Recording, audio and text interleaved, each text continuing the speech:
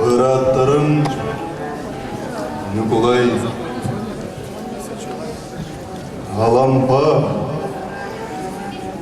Соруй бұт қоғам нұр бұтын ағам ехетінлеріңер.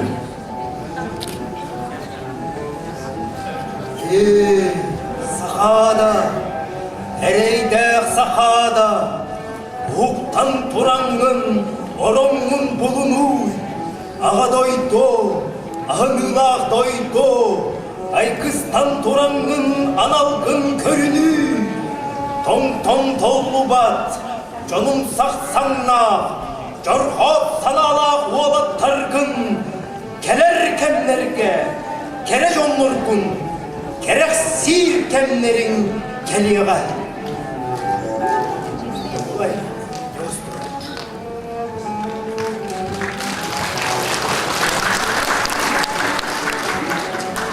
Таңыраға сантамың, итчіге әренімәң, көстүбәті көрдүөмәң, олынны көр. Икке атақтақ элитин әрчімер істіңнік әренің, өйін күйгір үгістік үңің. Кені көпбөті көтітер, көрбөті көрдірір, қамнабаты қамтарар, қараманы хүрдатар. Туыққады тойын, Нороттан тұтуғың, норокка туалаң. Ну? Алампа апырона.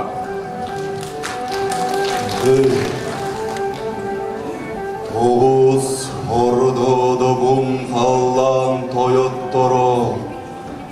Онылғыннақ тойық бұтын ұмсары тұз құламыңда.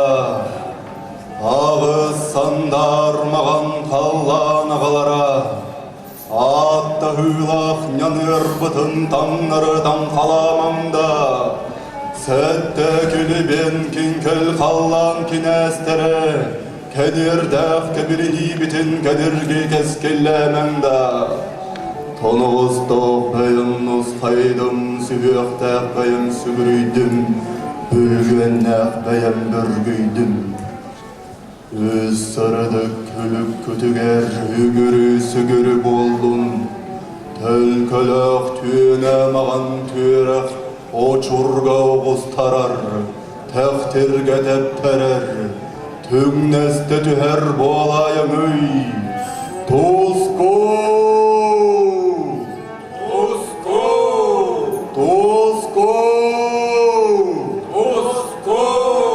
Тоско! Тоско!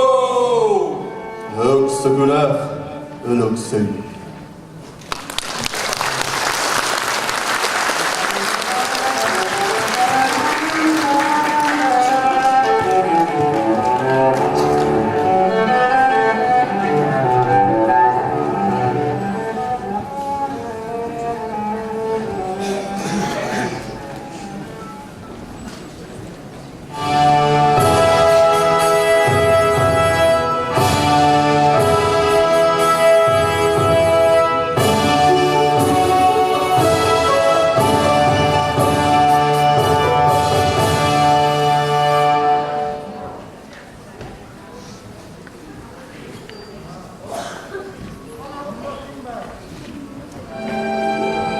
Тяжелые условия жизни простого народа приводили к частым вспышкам эпидемии туберкулеза.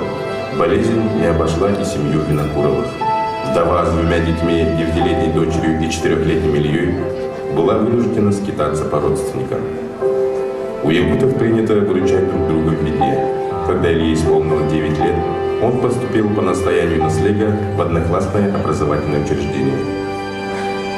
После смерти матери, оставшись круглым сиротой, не имея средств, чтобы продолжить образование, Илья вынужден жить батрацким трудом. В то время многие люди в похожем положении обращали свой взор на север. Рыбный, пушной промысел, добыча мамонтовой кости. Север был шансом для удачливых и сильных духом людей.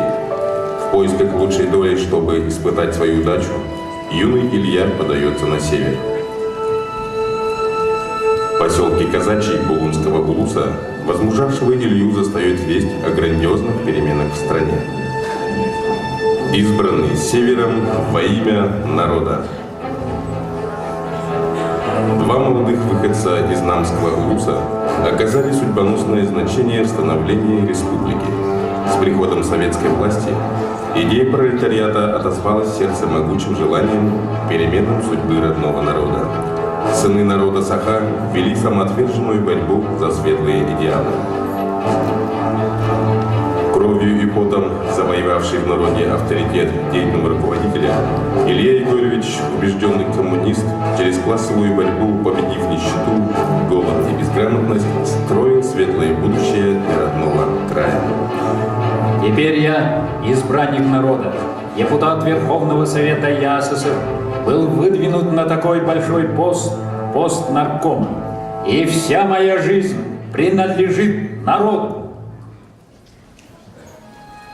Жизнь и работа фронта в каждый данный момент определяется работой и состоянием тыла. Великая Отечественная война. Лишения и трудности сплотили народ воедино.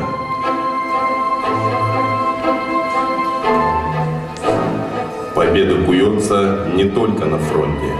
Обеспечить крепкий тыл. Сложнейшая, невыполнимая задача. Засуха, голод. Положение военного времени трагически сказалось на судьбе Якутия. Организаторский гений, чуткое руководство, бесстрашные и последовательные действия Ильи Егоровича позволили уберечь множество жизней.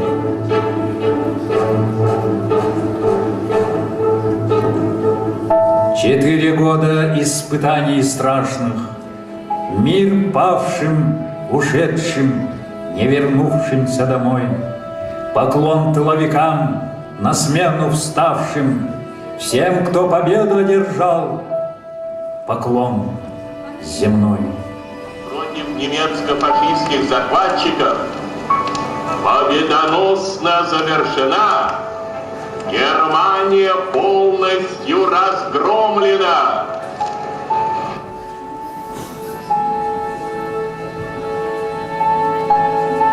Будучи в должности наркома здравоохранения, Илья Егорович принял ряд мер по усилению борьбы с туберкулезом.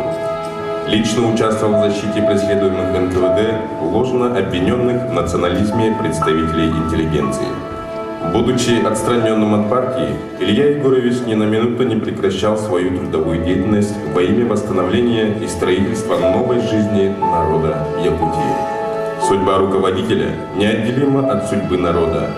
Илья Егорович Винокуров, его жизнь – достойный пример героического труда во имя народа, во имя Родины, во имя жизни.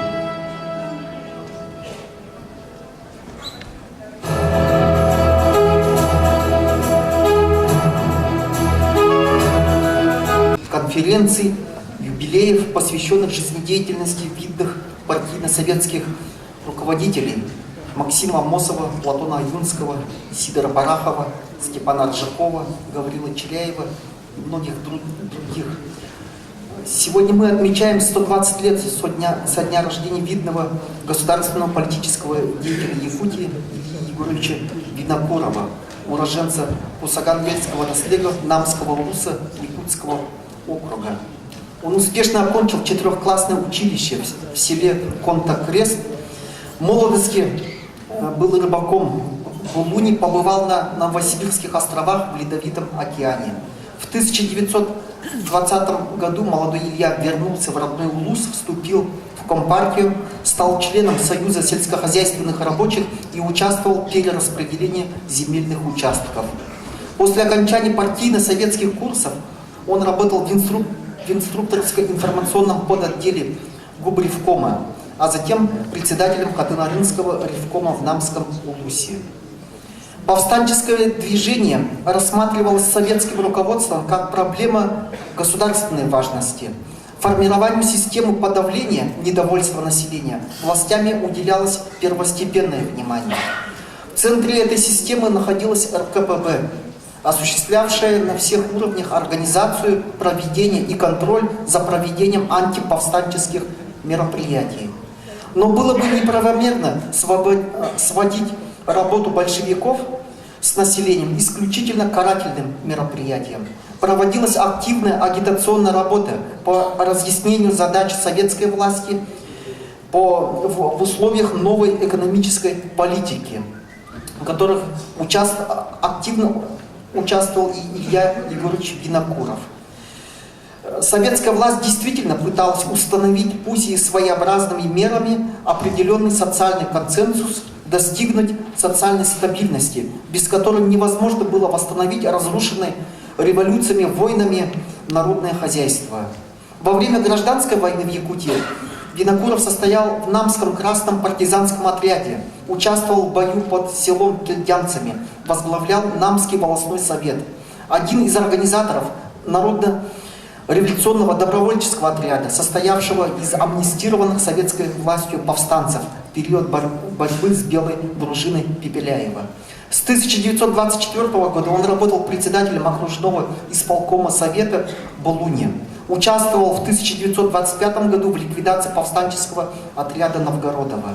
В 1926 году при его участии был ликвидирован мятеж повстанцев во главе с Храповицким.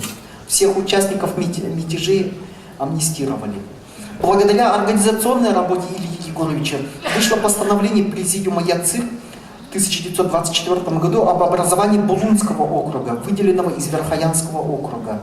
В новый округ вошли Жиганский, Устьянский, Улусы и Хатанга-Набардский район.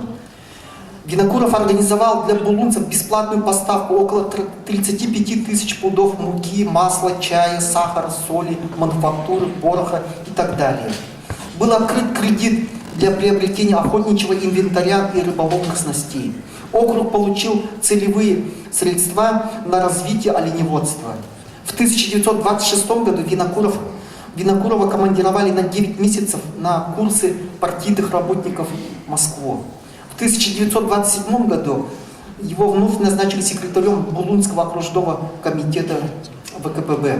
В этот период в Булуне было установлено каботажное плавание по Северному Ледовитому океану, открывались базы, магазины промышленных и сельскохозяйственных товаров, школы, больницы, клубы и так далее. В начале 30-х годов Винокуров работал директором МТС в Намском районе. В этот период по всей стране вводилась в действие мобильные формы технического сервиса. Это машино-тракторные станции. МТС стали центрами, которые осуществляли контроль за сельскохозяйственным производством. Машино-тракторные станции выполняли две главные задачи. Первое – это удовлетворение различных потребностей сельхозпроизводителей, оказание многочисленных услуг в полеводстве, вспашка, заготовка кормов, уборка урожая. И вторая задача – это освоение новых технологий выращивания культур. МТС олицетворяли собой индустриальную материально-техническую базу колхозного строя. В Намском районе стали появляться товарищества по совместной обработке земли. При Винокурове количество тракторов удвоилось. 2 раза увеличилась урожайность зерновых культур с 1 гектара. Производство мяса возросло в 1,5 раза, поголовье скота тоже в 1,5 раза. В период раскулачивания Илья Егорович на первое место ставил не социальное происхождение лиц, а деловые качества работника, что послужило причиной выдвижения против него обвинений со стороны ГПУ. В 1934-1935 годах Илья Егорович работал уполномоченным совнаркома в Оленевском районе. Стоит отметить постоянную сильную тягу Ильи Егоровича к учебе. В 1935 году он учился на годичных партийно-советских курсах в Москве. В 1937-1938 годах являлся председателем исполкома, секретарем Вилюйского райкома ВКПБ. С 1938 года Илья Егорович стал управленцем республиканского масштаба. Он стал наркомом здравоохранения Якутии. Даже современные американские ученые признают, что советская модель здравоохранения имела преимущество, заключающееся во всеобщем доступе к медико-санитарной помощи. Мировым медицинским сообществом она была признана как эффективная и малозатратная. Так, за период с 1913 по 40-е годы общее количество коек и в лечебных учреждениях органов здравоохранения по всей стране увеличилось с 200 до почти 800 тысяч в 1940 году. То есть в 3,3 раза. Принципы социалистического здравоохранения отражали интересы страны, которая находилась на пороге осуществления проектов ускоренного развития. Государственный характер здравоохранения как важнейшей социальной сферы, плановость осуществления широкомасштабных оздоровительных мер, бесплатность и общедоступность медицинской помощи и других услуг по профилактике болезней. Появление государственного регулирования здравоохранения в России, подведение под него экономической базы позволило превратить врача из отдельного дефицитного земского лекаря в доступного врача лечебно-профилактической сети. В период работы Винокурова в Якутии численность врачей возросла на 57%. Среднего медперсонала с 569 до 882 человек. На учебу в медицинские вузы страны было отправлено 27 якутян, на курсы усовершенствования 15 врачей. Набор учащихся в якутскую фельдшерско-акушерскую школу увеличился с 210 до 264 человек. В республике были организованы годичные курсы медсестер. В 1939-1943 годах Илья Егорович работал заместителем председателя Совнаркома Якутии и курировал образование, науку, здравоохранение и культуру. В то время принимались срочные меры по борьбе с туберкулезом. В 1940-х годах были открыты туберкулезный пункт, больницы и санаторий в Мегино-Кадгаласском районе, туб-диспансера в Бамгинском, Верхневилюйском, Горном районах. Винокуров поставил задачу, чтобы 70% деятельности медицинских учреждений была направлена на борьбу против туберкулеза. В 1949 году Совмин Советского Союза по предложению Ильи Егоровича вынес постановление о мероприятиях по усилению борьбы с туберкулезом в Якутской АССР, согласно которому предусматривалось строительство в 50-е годы 11 тысяч жилых домов для колхозников, 400 бань, 175 сельских электростанций, 50 школьных интернатов, 4 туберкулезных больниц, 2 санаториев, общих больниц и открытие якутского филиала Центрального туберкулезного института Академии медицинских наук. Таким образом, в это время была заложена прочная основа для успешной борьбы с социальными заболеваниями и оздоровления масс населения Якутии. Ученые пользовались поддержкой местных властей Якутской АССР, что имело стратегическое значение для будущих академических исследований. В 1940 году Винокуров поставил вопрос об открытии в Якутии сельскохозяйственного института с полеводческим, зооветеринарным факультетами и 3 отделениями – агрономическим, зоотехническим и ветеринарным. Реализации этому помешала война. В марте 1941 года Илья Егорович возглавил якутскую делегацию на научной конференции Академии наук СССР по исследованию и развитию производительных сил Якутии. Ученые определили перспективные направления геолого-разведочных работ и промышленного освоения месторождений полезных ископаемых. В 1942-1946 годах Совмин, Обком выступали для исследователей Якутии, инстанции, куда обращались за помощью в сложной ситуации. Илья Егорович являлся председателем ученого совета Якутской АССР, что свидетельствовало о признании его высокого авторитета. Именно в этот период была заложена основа многоотраслевой науки Якутии. Ученые работали над проблемами, направленными на решение военных нужд. Директивные органы республики определяли основные направления научной деятельности, отдавая приоритеты развитию прикладных направлений научной деятельности, актуальных для развития народного хозяйства.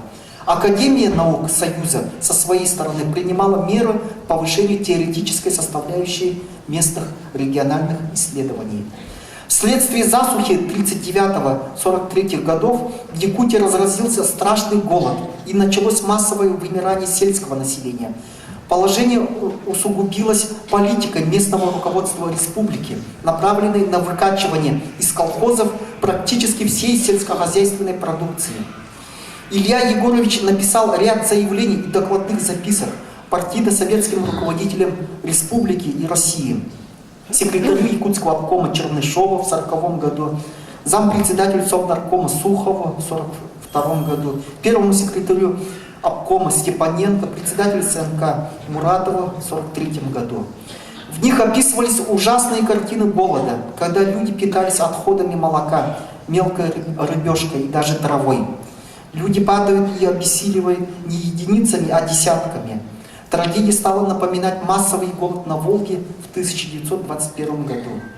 В качестве мер спасения Илья Егорович предлагал устранить ошибки в распределении продовольствия по трудодням, материально стимулировать производство колхозами сельхозпродукции, создать продовольственные запасы, списать с колхозов долги, сохранить по 1-2 коровы в личных подсобных хозяйствах, снизить на 50% поставки из колхозов хлеба, картофеля, сена, выделить суду на семена, предоставить колхозам возможность распределять свои доходы, увеличить 1,5 раза поставки хлеба в голодающие районы, производить кубыс, распространять овощеводство, заготовлять лечебные травы и так далее. Все это носило комплексный характер.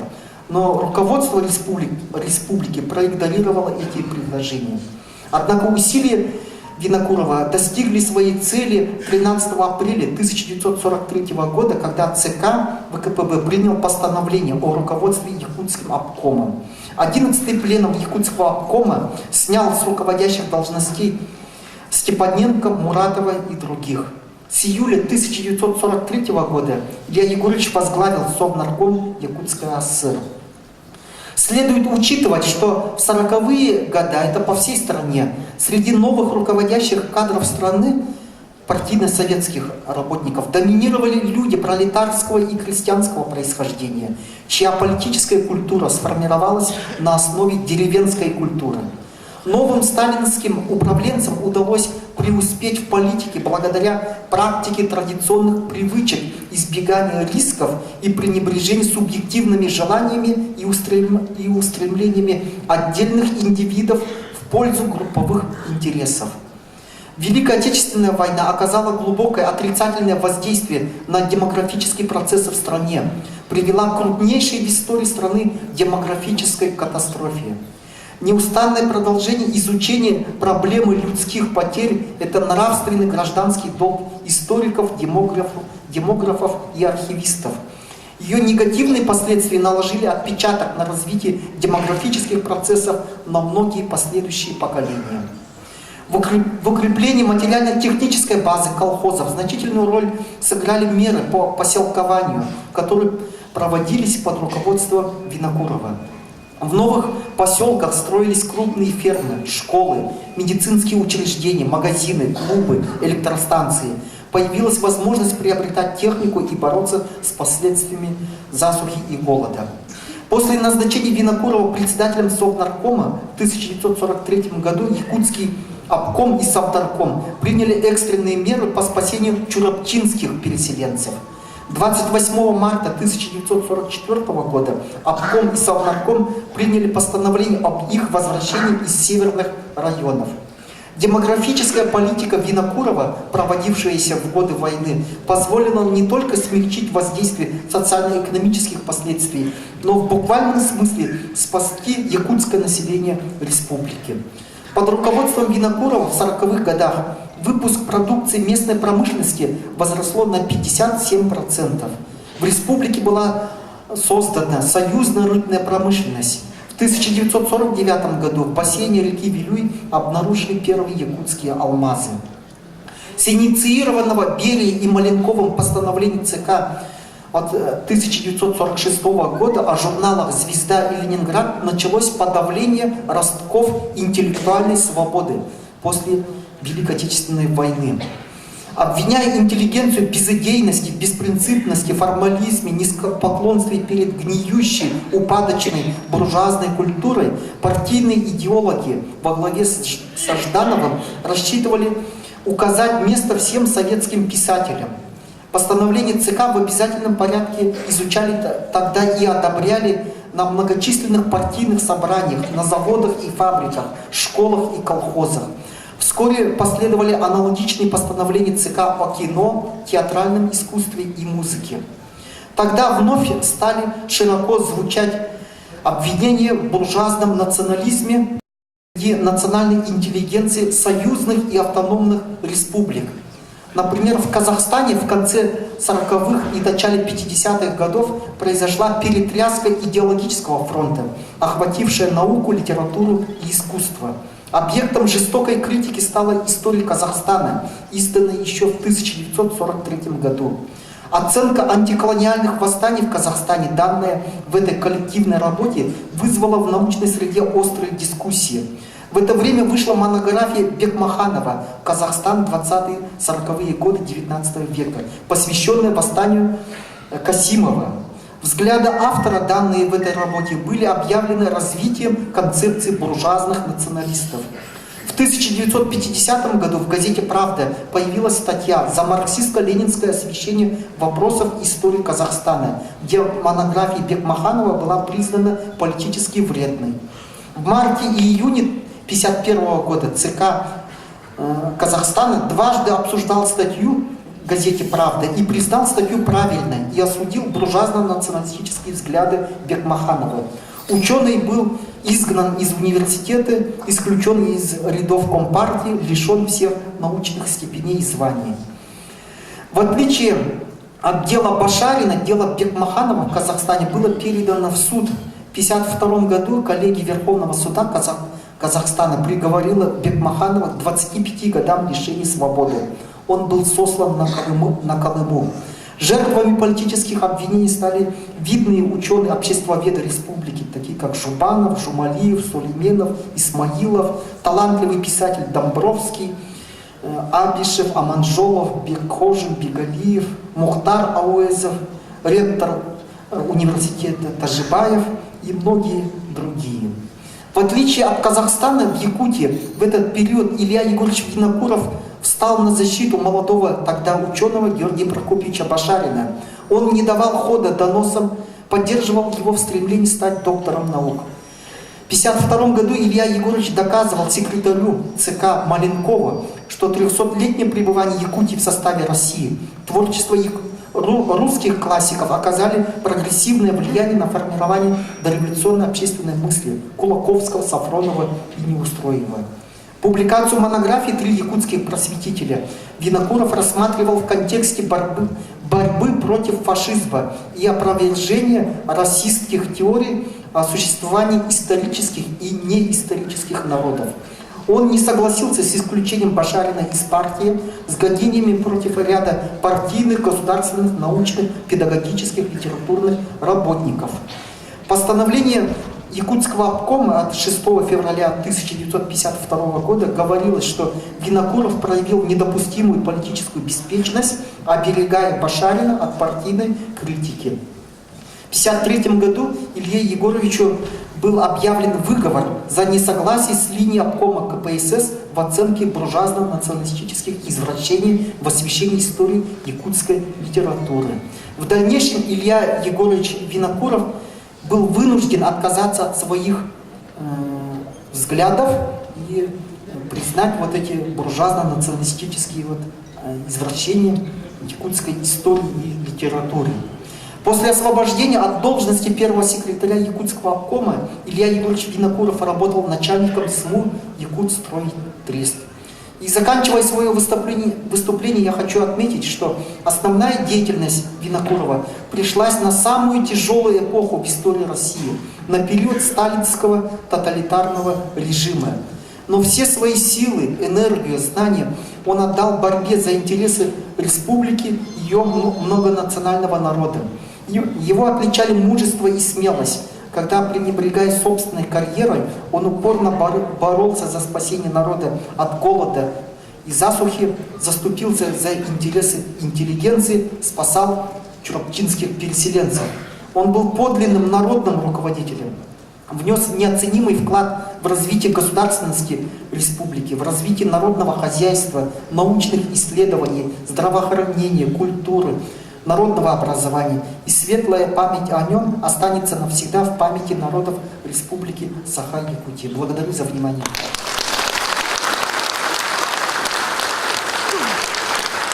И по бюджету, финансам, налоговой и ценовой политике, вопросам собственности и приватизации Юрию Михайловичу Николаеву. Добрый вечер, уважаемые коллеги, друзья, уважаемые участники торжественного собрания общественности. Разрешите от имени Государственного собрания Ултумен Республики Саха-Якутия поздравить общественность Республики Саха-Якутия со 120-летием со дня рождения видного государственного политического деятеля, депутата Верховного Совета Союза СССР 2-3 созывов, депутата Верховного Совета Якутской АСР 1, 2, 3 созывов от Югулянского избирательного округа Вилюйского района Ильи Егоровича Винокурова. Илья Егорович Винокуров по праву является одним из представителей той яркой плеяды государственных политических деятелей, стоявших у истоков якутской автономии. Он их современник и соратник, один из тех, кто поднимал суровый северный край в трудный период строительства нового уклада жизни. Много было написано о голоде якутского народа во время Великой Отечественной войны и о роли Ильи Егоровича в спасении своего народа от голодной смерти. Голод в сельской местности в Якутии начался в 1939 году, начиная от Вилюйских районов, части восточных районов. Эти районы в 1939 году были поражены засухой, которая сопровождалась распространением так называемой кобылки, это разновидности саранчи. Начавшаяся война более усугубила без того тяжелое положение сельского населения. Чтобы понять заслуги Ильи Егоровича Винокурова в преодолении голода среди населения республики в годы войны, предлагаю оценить размеры этой трагедии на примере одного наслега моего родного Аканинского наслега Нюрбинского района. К тому же авторами данного материала являются мой дядя Василий Николаевич Николаев и родной мой брат Владимир Михайлович Николаев. Так, если перед войной в Акане жили 214 семей, в конце войны осталось всего 114 семей, то есть 100 семей практически прекратили существование. Из 708 человек осталось только 346 человек. Из хозяйственной книги наслега и по данным ЗАГСа за время войны умерло 170 человек, 176 человек, из них из-за голода умерли 114 человек. Вы знаете, что никто никогда не писал в медицинских заключениях, что человек умер от голода. Писали разные медицинские диагнозы, начиная от гриппа, катара, пневмонии.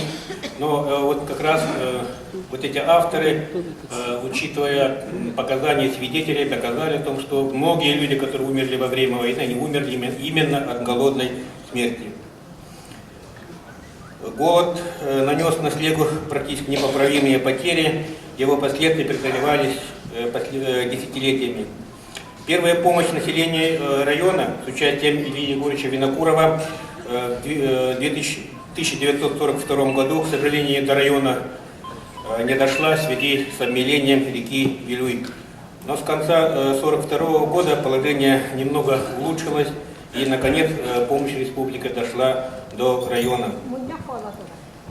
Ну, оценить вот, на примере одного наслега, имейте в виду, какие последствия были в целом по республике, которая осуществляется десятками тысяч разных авторов, начиная от 30 до 40 тысяч людей погибли именно во время войны от голода. Илья Егорович в этот момент проявил волю и гражданское мужество. Он писал письма, но это, наверное, даже не письма, а сегодня модно говорить, это были аналитические записки с таблицами, доказывающими, в каком суровом положении оказалась в то время наша республика. Он писал письма руководству Совнаркома Российской Федерации, РСФСР в то время, Центральный комитет партии. В каждом его заявлении предлагались конкретные мероприятия, которые необходимо было предпринять со стороны государства для спасения погибающего от голода сельского населения. Ну, наверное, возможно, то, что вот Юрий Степанович говорил, нарушая субординацию, наверное, помогло то, что он имел мандат от народа как депутат Верховного Совета Республики Саха-Якутия от сельского Вилюйского района. Наконец, в апреле 1943 года ЦК ВКПБ принял постановление о руководстве сельским хозяйством Якутским обкомом ВКПБ и общем состоянии сельского хозяйства в Якутской Республике. А Илья Егорович Винокуров был введен в бюро Якутского обкома и стал председателем Совнаркома Якутской АССР. Наконец-то новым руководством был взят курс на облегчение положения голодающего населения путем увеличения норм отпуска муки, организации горячего питания во время весенних и летних работ, обязательной передачи коров с общего стада семьям, не имеющим скота, оставление части продукции для нужд колхозников. Положение сельского населения значительно улучшилось, начиная 1944 года. Голод в основном был преодолен. Об этом говорит статистика.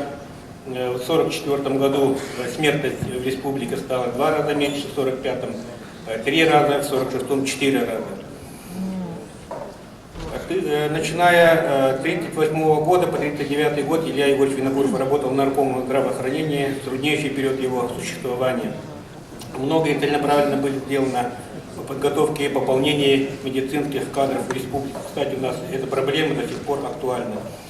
На посту уже заместителя председателя и председателя Совета Совнаркома Республики Винокуров Илья Егорович большое внимание уделял подрастающему поколению. Известный государственный деятель Томот Диодорович Сивцев рассказывал, что он получил высшее экономическое образование благодаря Илье Егоровичу. После окончания школы мальчику-сироте почти совершенно случайно встретиться с первым секретарем обкома партии Винокуровым. Он рассказал ему о своем желании учиться в Москве, и тот распорядился отправить мальчика в Москву учиться без всяких долгих разговоров. Кстати, Томот Егорович стал, как я говорил, уже государственным деятелем, ведущим экономистом нашей республики. Илья Егорович Винокуров важное значение придавал проблеме преподавания учительским кадрам. Он с удовлетворением отмечал увеличение количества учителей 250 человек в 1917 году и до 3200 человек в 1948 году. Открытие новых кузнец подготовки педагогических кадров учительского педагогического институтов, выпустивших за 13 лет более 800 специалистов. Илья Егорович большое внимание уделял совершенству учебно-воспитательной работы в образовательных учреждениях, отмечал достижения отдельных инноваторов, учителей. Его одобрение заслужила учительница 9-й средней школы города Якутска Колесова, в то время возглавлявшая городское методическое объединение учителей, которое находило индивидуальный подход практически к каждому ученику. Одновременно Винокуров подвергал резкой критике деятельности учителей по значительному ежегодному отсеву учащихся, слабой постановкой преподавания русского языка в национальных школах. Вот в статье газеты «Статистическая Якутия» от 8 августа 1948 года написано: «Воспитательное и образовательное значение русского языка трудно переоценить. Русский язык – это язык, на котором говорят все народы великого государства. Это язык нашей партии, нашего правительства. Это язык великой социалистической державы. Для нас и наших детей, как и для всех народов СССР, и русский язык представляет второй родной язык». Илья Егорович Винокуров большое внимание уделял последовательному решению проблем в ключевых областях экономики. Строительство Вилюйской ГЭС и начало освоения алмазоносных районов Якутии во многом мы связываем с именами Семена Захаровича Борисова, Гаврила Иосифовича Черяева.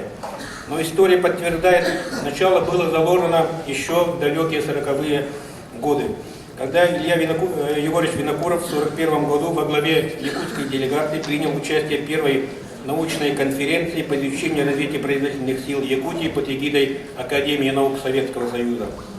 Он, будучи заместителем председателя Совета народных комиссаров республики, делал доклад от имени правительства и обкома партии о необходимости геологического изучения территории республики, изучения проблем вечной мерзлоты.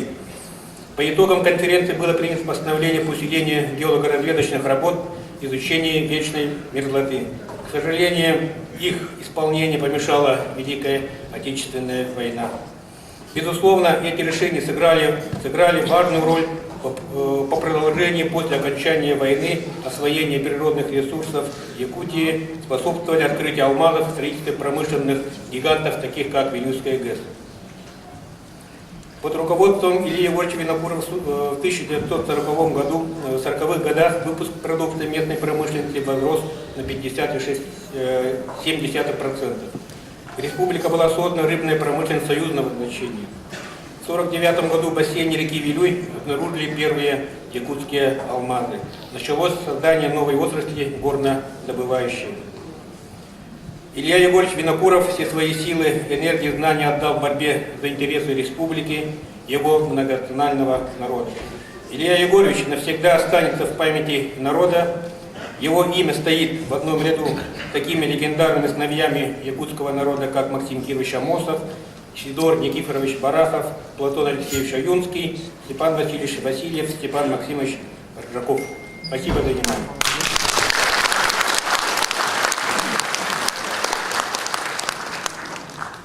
Спасибо, Юрий Михайлович. Нам поступила телеграмма. Уважаемые земляки, сегодня я вместе с земляками отмечаю юбилей Ильи Егоровича. Я всегда с благодарностью буду помнить, что он первым написал ходатайство о реабилитации моего отца, материально и морально, с риском для жизни поддерживал нашу семью, когда она представляла собой членов семьи врагов народа. Наконец, он один из немногих друзей отца, кто не писал на него доносов, не предал его. Светлое чувство об Илье Егоровиче я буду хранить всю жизнь. Лена Амосова.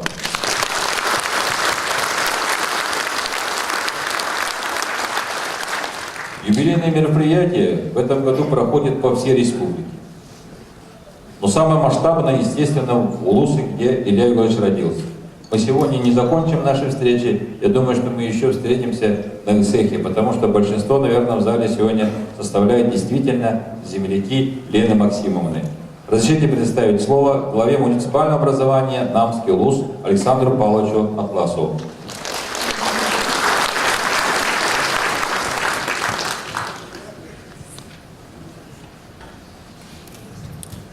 Уважаемый Юрий Степанович, уважаемый Валерий Ильич, уважаемые гости, дорогие друзья. Сегодня в столице нашей республики мы отмечаем 120-летие со дня рождения выдающегося сына народа Саха, видного государственного и политического деятеля Ильи Егоровича Винокурова. Его день рождения приходится на 1 число года, и поэтому ему суждено было стать лидером республики в сложное время перемен. От имени администрации Намского улуса, улусного собрания, общественности и от себя лично сердечно поздравляю всех вас с этим замечательным юбилеем. Желаю успехов в работе и жизни, благополучия и счастья. Жизнь и деятельность Ильи Винокурова являются примером горячей любви к своему народу, честности, мужества, непоколебимой уверенности в правоте своего дела. В суровые военные годы он сделал все возможное в спасении якутского народа от голода и вымирания. От батрака до руководителя многонациональной республики Илья Егорович прошел все ступени служения народу благодаря своей природной мудрости, сильным волевым качествам и целеустремленности. Он умел убеждать и объединить людей, был прирожденным лидером и с честью прошел все испытания, выпавшие на его долю. За прошлые годы немало сделано для увековечивания памяти Ильи Егоровича Винокурова, национального лидера, сыгравшего судьбоносную роль на поворотных моментах истории своего народа. Его имя носит Казачинская, Хатынарынская средние школы, улицы в родном Апаны, в селе Намцы, в городе Якутске. Установлены мемориальные доски в Намском, Вилюйском, Булунском, Оленевском улусах. Памятники бюсты в Намском педколледже и Оленевском улусе. Памятники в селе Намцы и в городе Якутске. Выпущены книги о его жизни и деятельности. Учреждены именные стипендии учащимся средних школ, студентам среднего и высшего профтехобразования Государственного университета имени Максима Кировича Амосова. В 2002 году имя Ильи Юрьевича Винокурова присвоено Намскому педагогическому колледжу. В 2011 году открылся историко-краеведческий музей в его честь в селе Апаны. Наступивший 2016 год в Намском улусе объявлен годом Ильи Егоровича Винокурова.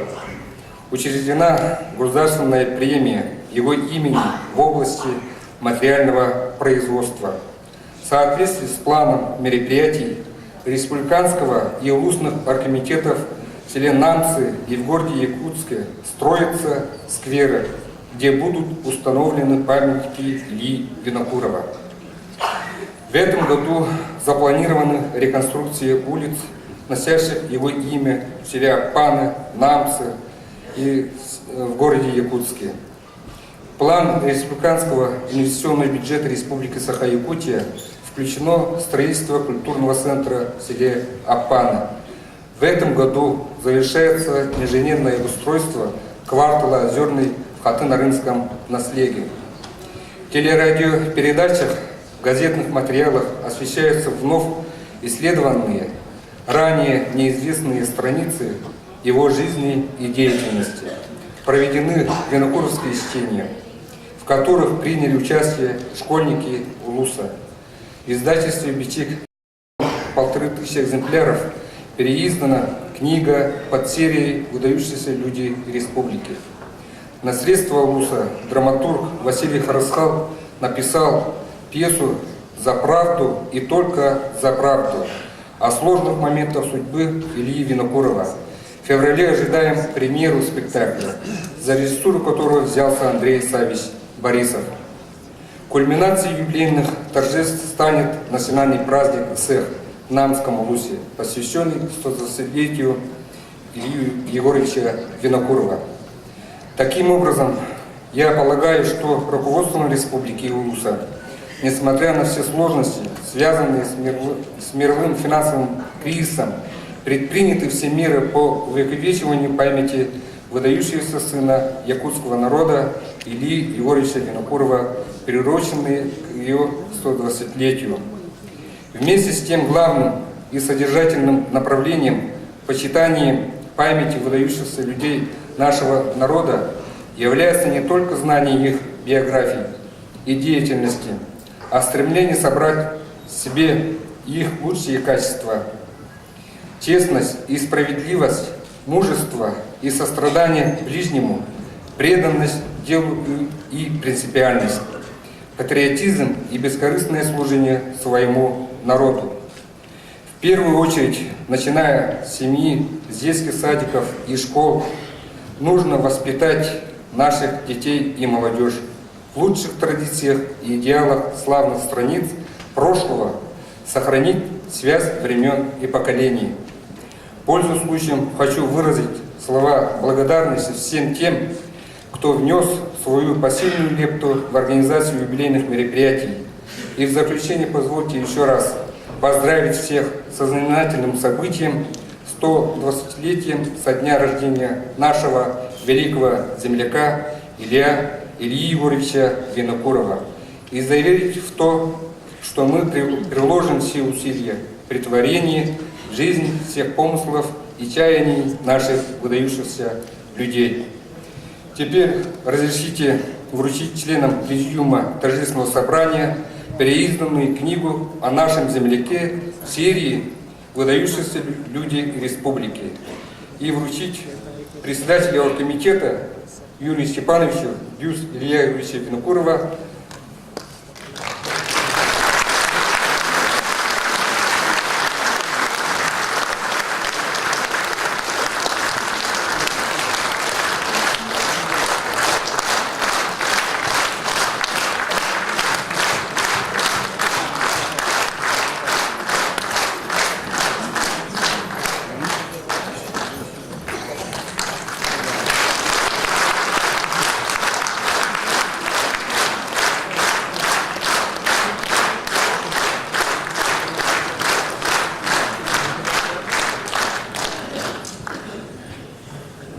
Слово предоставляется главе муниципального образования Вилюйский Улус район Сергею Николаевичу Винокурову.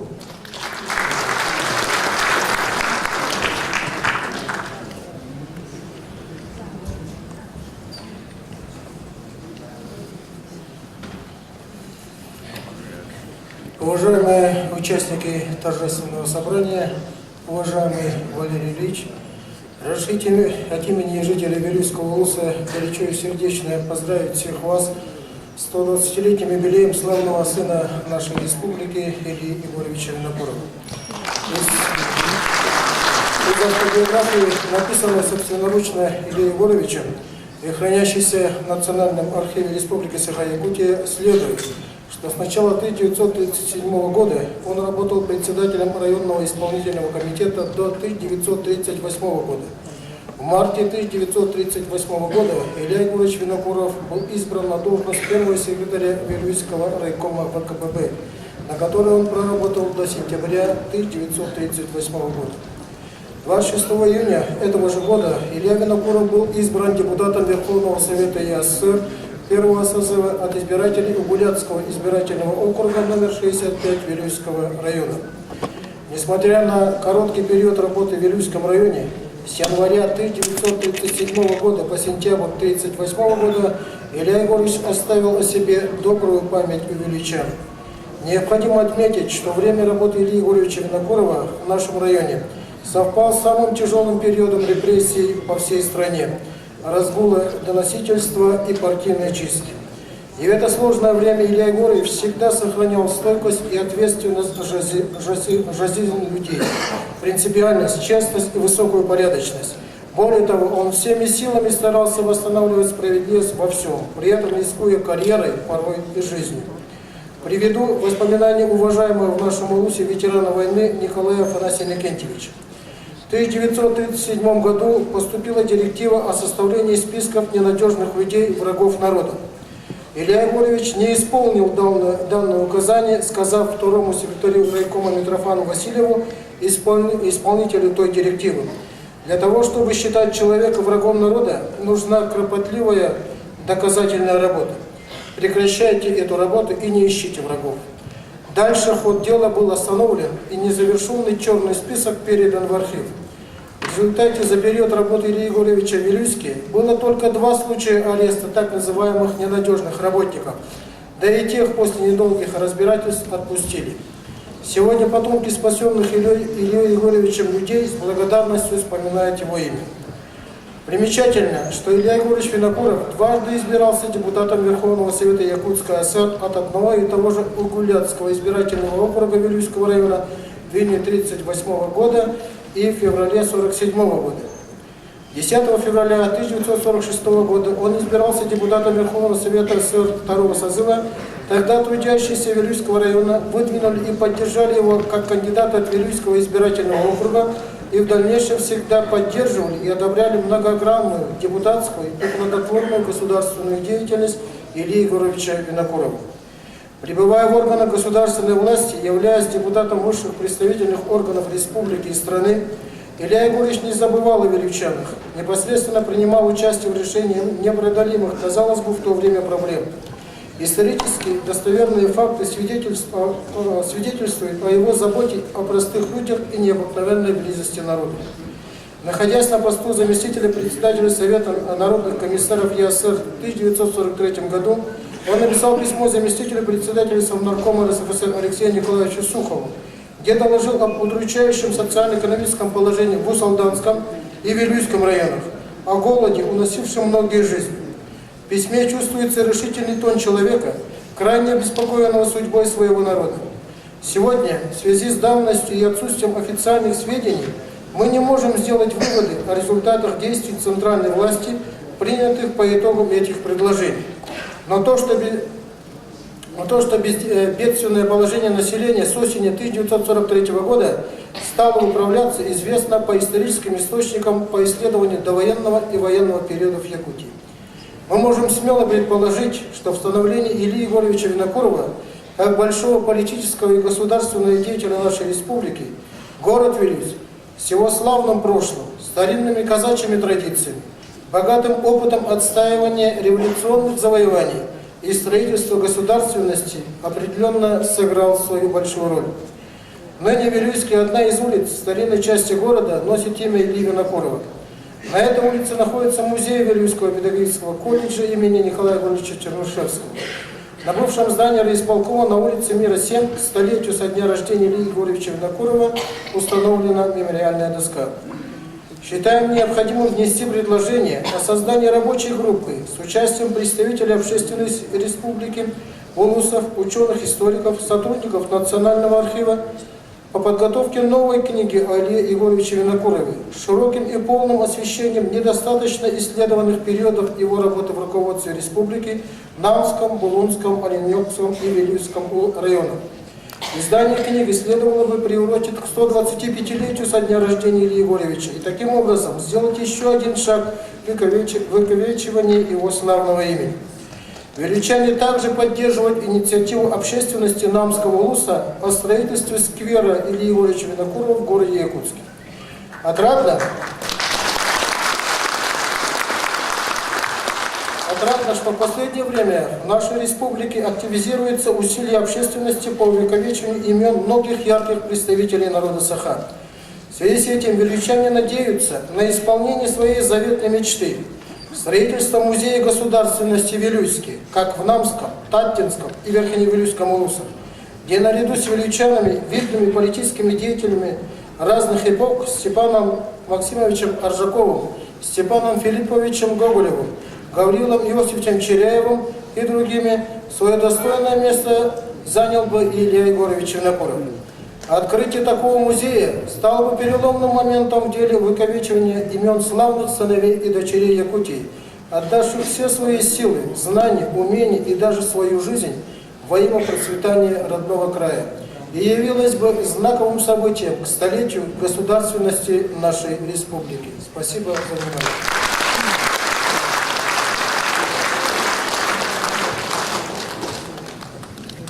Слово предоставляется председателю Совета ветеранов Булунского улуса Филипповой Марфе Андреевне.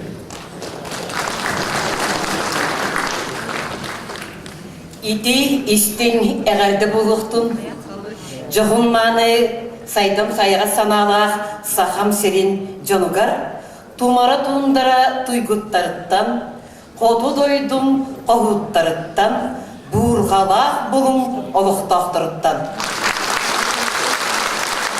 Уважаемые гости, дорогие друзья, булунский период в деятельности Ильи Егоровича Винокурова занимает важное место в становлении его в последующем как видного государственного деятеля. 5 лет работы в нашем районе – срок небольшой.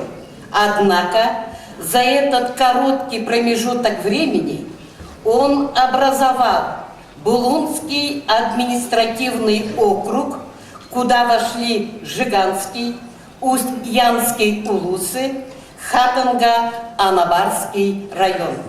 С 1924 года в Булунском округе начинается советское государственное строительство, во главе которого стоял Илья Егорович Винокуров. Он в трудных условиях севера провел выборы в Советы. На окружной сессии Совета его выбрали председателем окрисполкома. 14 марта 1925 года банда Новгородова в количестве 30 хорошо вооруженных человек внезапно захватила власть. Арестовала всех местных советских работников, в том числе Илью Егоровича Винокурова. 5 коммунистов были приговорены к расстрелу. Среди них председатель окрисполкома. Но сторонники советской власти, вооруженные одним браунингом и 3 двустволками, неожиданно совершили нападение. Инициатором и организатором отпора бандитам был Илья Егорович Винокуров. В конце 1926 года Винокуров был командирован на курсы партийных работников в Москву. С учебы он вновь был послан в Булунский округ, где проработал 2 года в должности секретаря Булунского окружкома ВКПБ. Главной заботой Ильи Егоровича было спасение от голода северного человека. В связи с этим в Булуне было установлено каботажное плавание по Северному Ледовитому океану. Открывались базы и магазины промышленных, сельскохозяйственных товаров, школы, больницы, клубы. В 1929 году Булунский окрисполком объявил Илье Егоровичу Винокурову искреннюю пролетарскую благодарность от лица трудящегося населения Булунского округа. Дорогие друзья, уважаемые товарищи, Илья Егорович без всякого преувеличения стоял у истоков цивилизованного развития северных улусов. Сегодня население Булунского района не забывает Илью Егоровича. В эти дни во всех населенных пунктах нашего улуса проводятся мероприятия, посвященные 120-летию со дня рождения видного государственного и политического деятеля Ильи Егоровича Винокурова. Спасибо, товарищи, за внимание.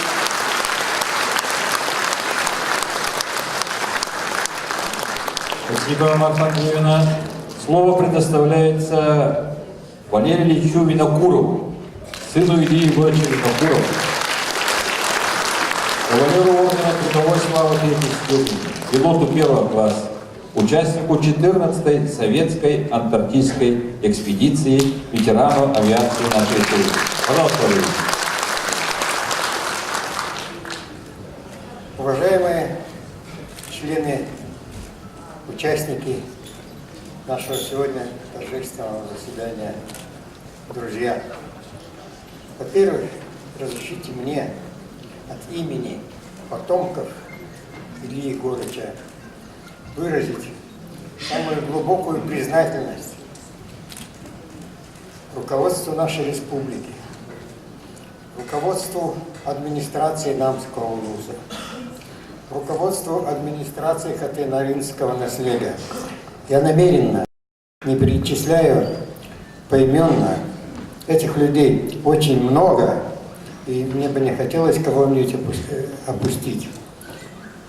Вот. А что касается Хатынаринского наследия, то мы с ними находимся в самом ближайшем, можно сказать, почти в родственных отношениях и на постоянной связи. Огромное спасибо всему намскому народу за память, за признание заслуг нашего отца, хотя по большому счету он прожил не так уж много, всего 61 год. Спасибо за память.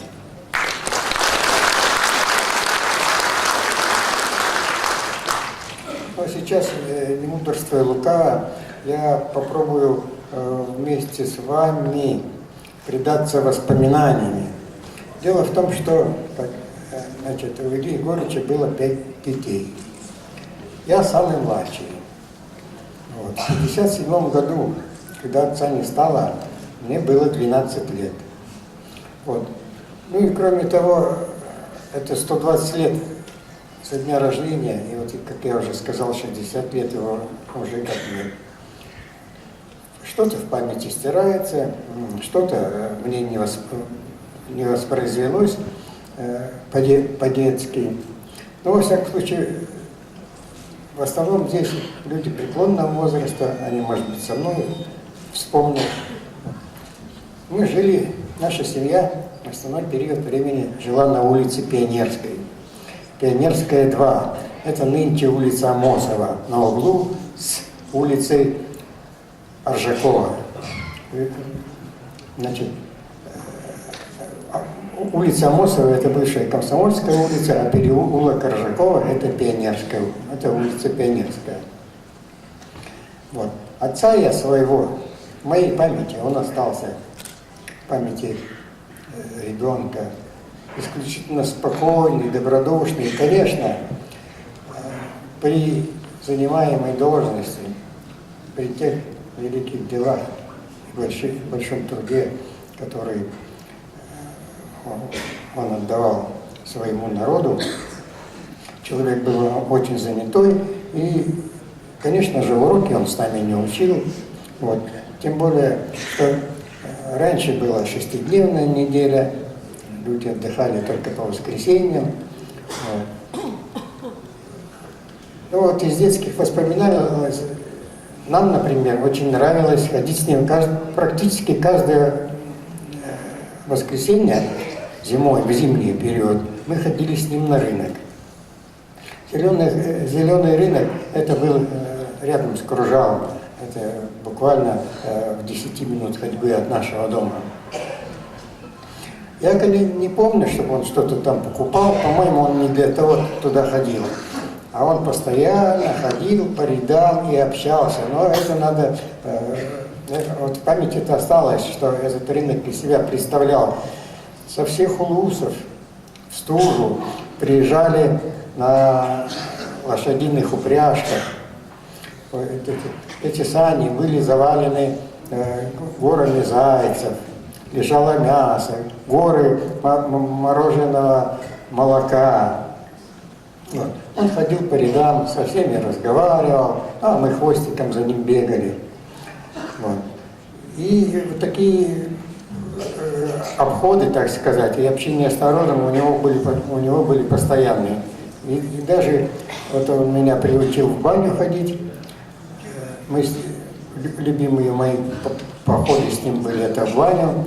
Ходили пешком раньше, городская баня находилась в том месте, где сейчас торговый комплекс Туймада. Шел он своей степенной походкой вот по улице Комсомольской, ныне Амосова, вот, заложив руки за спину. Вот. И на каждом углу ему приходилось раскланиваться, разговаривать. Я стоял терпеливо его ждал. Когда мы пересекали нынешний проспект Ленина, тогда была эта улица Октябрьская, там всегда стоял постовой, который отдавал ему честь.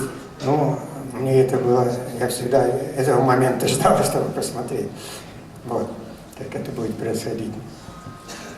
Вот летом мы жили на даче, она у нас тогда называлась дача под Чучурмураном, это между ботаническим садом, будем сейчас говорить, вот, и птицефабрикой.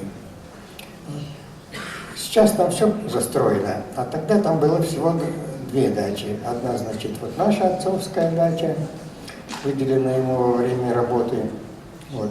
И вторая дача, там тоже, значит, по очереди. Там жил и Бутаевы там жили, и Дудкины жили, и Борисовы жили. В одной половине наш водитель жил, незабвенный и любимый нами, первый водитель, он был в Якутии, Петр Николаевич Машинский. Кругом был лес, поэтому не надо за грибами, не надо было далеко ходить. Вот. Отец показывал нам все полянки, где можно грибы собирать, и показывал, как ловить кальянов. Регулярно с ними ходили. И когда, значит, запомнилось, особенно это все время вспоминала наша старшая сестра Клара, говорит, что вот отец, когда бы мы не ходили на рыбалку, он никогда не отмахивался от комаров и говорил: не махай, тогда они тебя кусать не будут. Вот.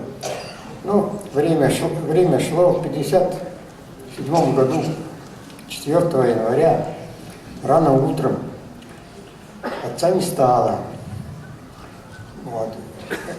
январь был очень морозный. И на похороны у нас, ну, как и сейчас в январе были каникулы, вот, на похороны и по моему восприятию, и по свидетельству впоследствии очевидцев, собралось неимоверное количество народу со всех улусов, в этот мороз на открытых машинах, на повозках. Люди ехали, чтобы проводить Ильи Егорыча. Вот. Но время шло, дети росли, создавали семьи. Вот. На сегодняшний разлетались во все концы. В конечном итоге вот на сегодняшний день у Ильи Егорыча, еще, кроме 5 детей, 13 внуков, 25 правнуков и 7 праправнуков.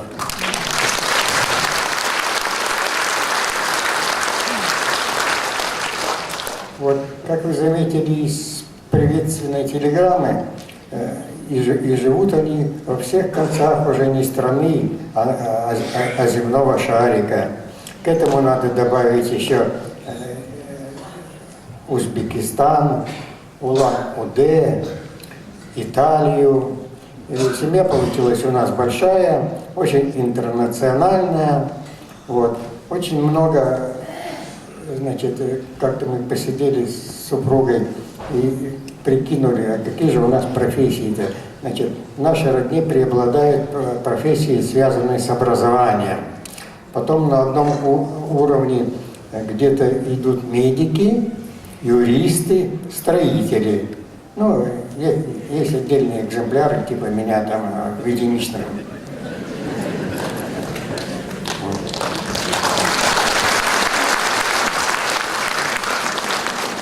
Ну, наши ученые, библиографы, конечно, проделали огромную работу по поднятию библиографии, фактов из жизни Ильи Егорыча. Я хочу тоже вот зачитать вам 2 выдержки из газеты. Из газет. Но это газеты не имеют никакого отношения, во-первых, к Якутии. Вот первая газета, значит, она не имеет никакого отношения к Якутии. Во-вторых, она была выпущена 7 января 90-го года. Газета «Советская Сибирь». Вот, то есть еще даже за 6 лет до празднования столетия первого Ильи Егорыча. В Новосибирске там жили родственники моей супруги Людмилы Ферапонтовны, бывшие якутяне. Вот они, прочитав эту газету, прислали нам. Статья называлась «Степан, отец Галилея». Вот маленькая выдержка. Сын Степана Максимовича Аржакова, Галилей, вспоминал. Однажды в Москве его пригласили к первому секретарю обкома партии Якутии Винокурову, который остановился в гостинице «Москва». Винокуров передал посылочку от матери и спросил: «Как учишься?» «Хорошо». «Молодец», — одобрил первый секретарь. «Отец у тебя был хороший человек, и должен и ты хорошо учиться». Немудренный, короткий разговор, но как он согрел юное сердце в холодные сталинские времена. Это тепло не развеялось, оно придавало силы. Прокурору Дорону было не понять, почему так твердо, не растерянно держится студентик из далекой Якутии. Почему так бесстрашно спрашивает, чем вызван мой арест. Чем, пробурчал толстый Дорон, задыхающийся от собственного веса. Ты сын врага народа. Этим все сказано. Нет, далеко не все было сказано этим.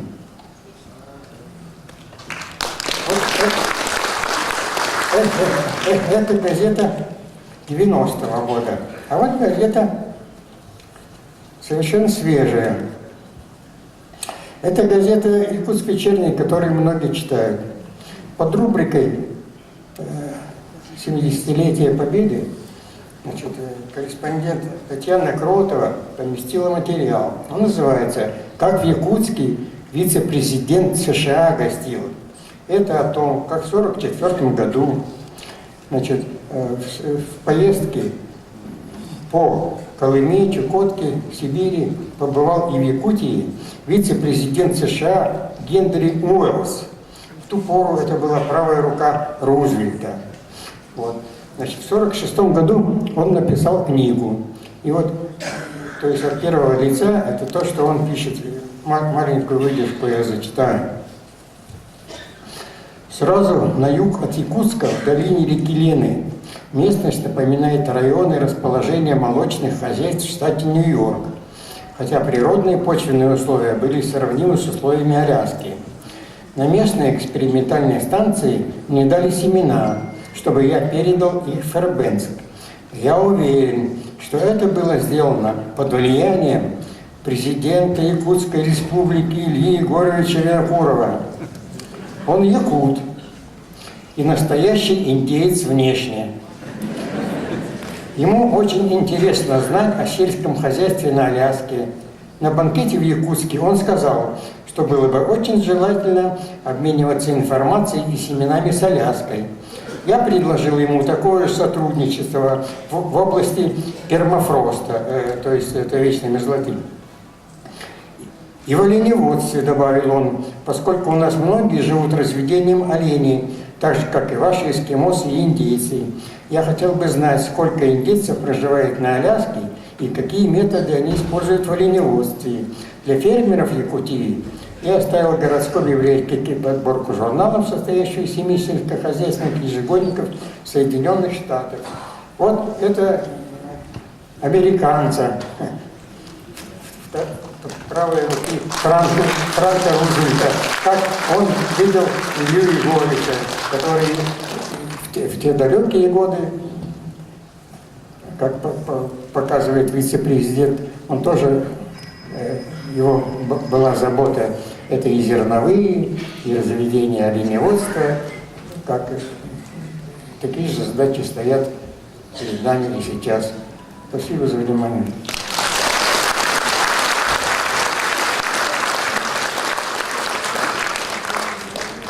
Афанасию Христофоровичу Христофорову. Вастауллах Юрий Степанович, Вастауллах Муньякаттылахтара. Эхигене Катангари Нахилеген Джанун Серкетенататтан, Катангари администрация Тенататтан. Илья Егорович Шүшүдбе сылын билети ылбыт кәбет жаннарга барга мактал болду. Агатта. 2010 жылларда улахан қаланы утта келен намулуғын улаханны кемсе галабите ол егер үздеревне катыңырын илеге барата угы барбыта ол үрдүттінен нахилене турварсылытынан правительство биги правительство музей тутуон Винокуровка 615 жылыңылады. Онан ите ырахан кемге музейі улус көмөтүнен катыңырыны хелеген олоктоокторун көмөллөрүнөн Илья Егорович 115 агар 11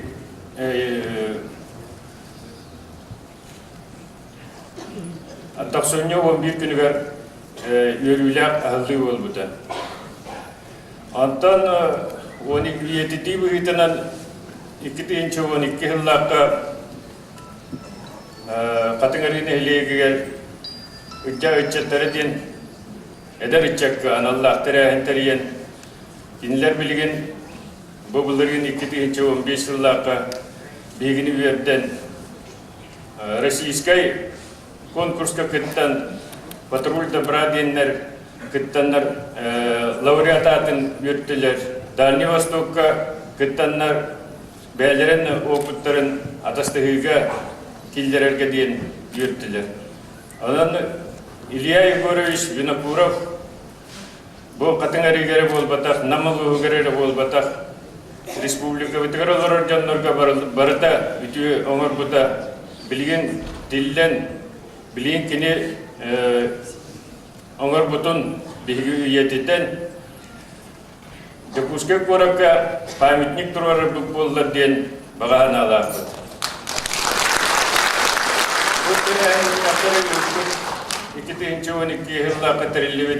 Организационная комиссия председателя Юрий Степановичка Баргамахтал бутын терейдек бутын багаравыт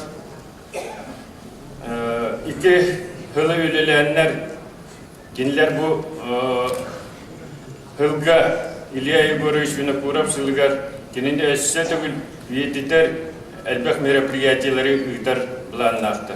Антыбу барата толлун баргыт жаллак болун, здоровой болун.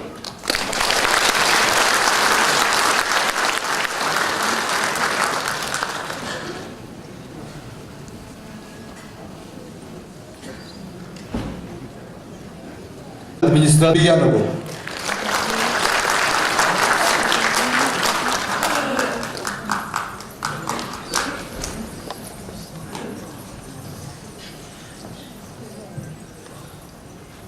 Указ главы Республики Саха-Якутия.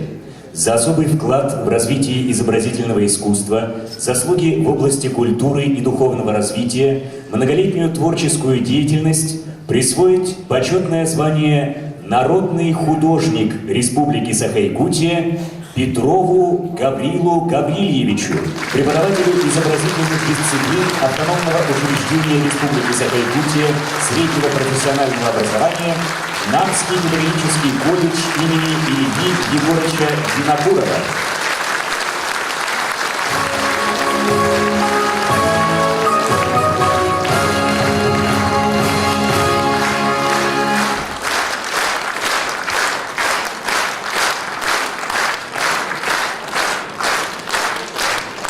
За заслуги в области образования, становления и развития предпринимательства, вклад в социально-экономическое развитие республики и многолетний добросовестный труд присвоить почетное звание «Заслуженный учитель Республики Саха-Якутия» Кривошапкиной Галине Афанасьевне, учителю муниципального бюджетного общеобразовательного учреждения Намская улусная гимназия имени Николая Семеновича Охлопкова.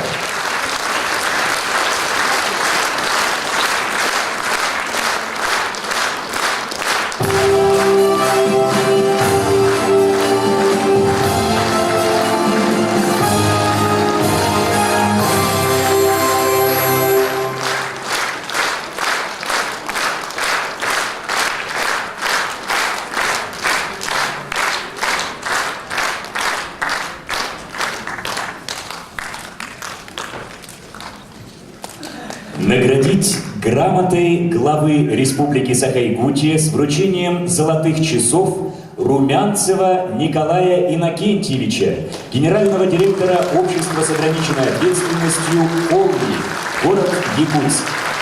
Глава Республики Саха-Якутия Егор Борисов.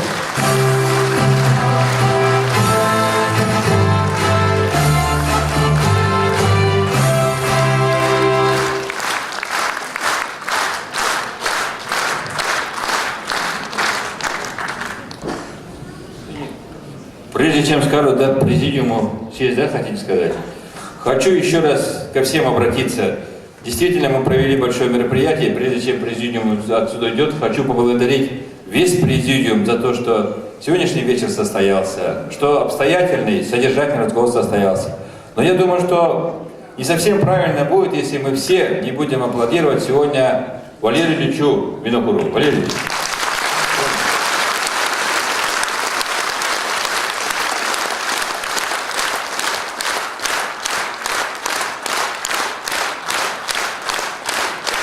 Я абсолютно уверен, из всех больших содержательных докладов, всех выступлений, которые не раз слышали, которые сегодня оставятся молодым, будет интересно и содержательно.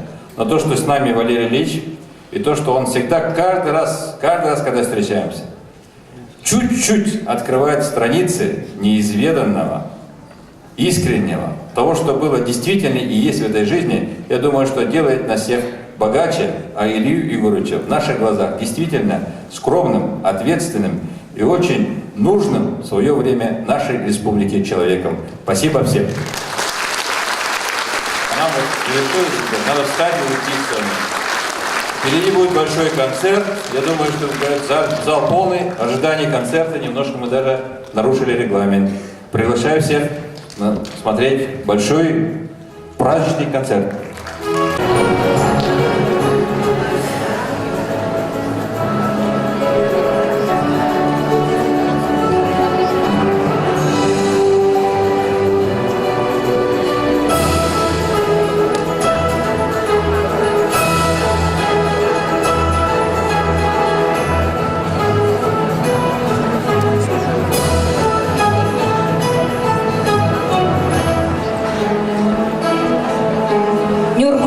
Народный хор.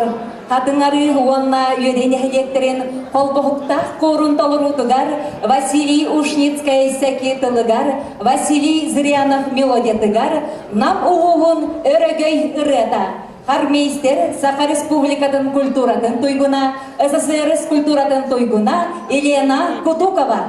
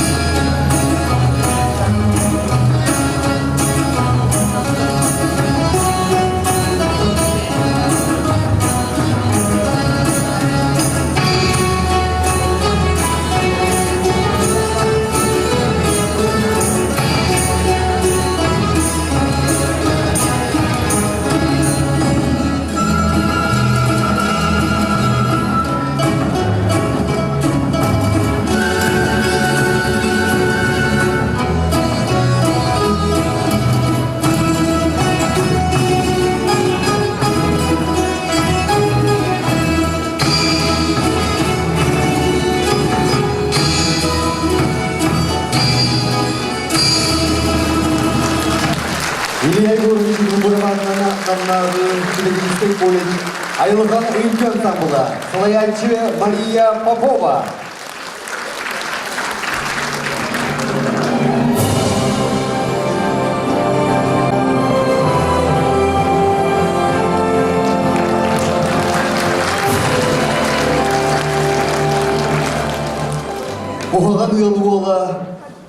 Ходорана. Сахалын, омуктун, кен туттар олана. Эн боллун ылжабыт, күтүләк ылжыппыт. Сырдык күн кериеде, күн тәңе кехибит.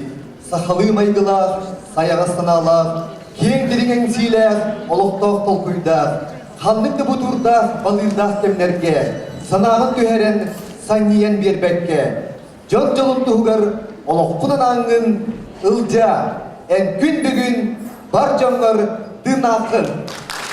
Үтебенен күнді ыңырлақ ылжыттар, бірді тұлақтар бұд, ұлы тұймада тонатығар, сақабыт сирен келбейер келігер, жаллақ жып мұскай коратығар, түребіт вескәбет дойды бұд, беттәк салғынынан елгейен, аттан соллан тиен келебет, намылуғыны жона сәргеті, сырдың ұрасанала, сарғы бұян арқыста, кере бәләк кейілі, әғарды болуқтың бүгінгі жара күнінен. Сахалы сырынбекілі государственной военно-политической деятеля. Кен туттар улучыла bir дойдулақ бұд. Илья Егорович Винокуров төрәбіде сөз сүйбесілгірінен мұд республикаға Илья Егорович Винокуров сылын арияр тәрәйінен бұқа барғыдығар едейістің әғарды. Народтан үйнен тапсыбыд, ырахан сылларға, народ туғығар олығынан абыд, народын чейін тұрулахан көміскебет, государственной онна-политический деятель Илья Егорович Винокуров үләләбін ұлыстарыттан, намылуғын самайдеятельнағын сыяна мастардарын күттілақ кенсербідін сағалыр бұтын көгіллән.